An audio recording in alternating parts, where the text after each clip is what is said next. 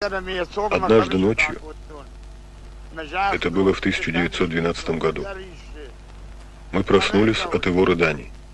На вопрос, что с ним, он ответил: «Я увидел страшную картину. Скоро начнется невиданная доселе война.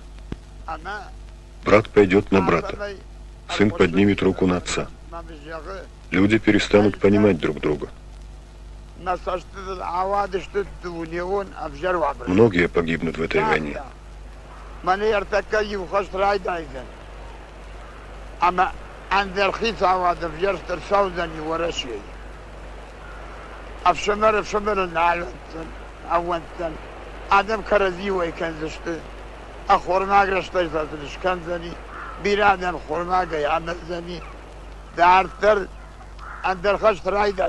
Не успеют люди оправиться от этой напасти, как наступит следующее.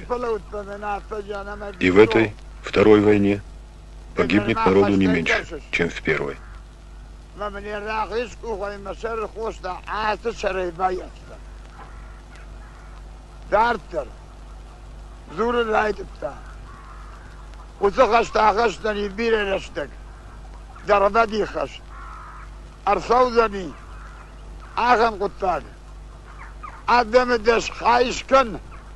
Оплачу я потому, что страшно за вас.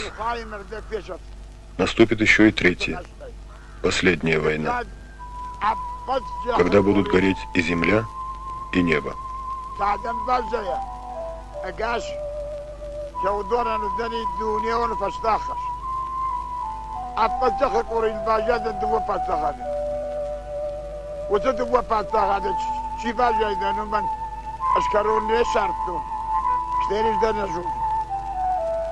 Две войны я уже пережил, и не дай Бог нам всем стать свидетелями третьей.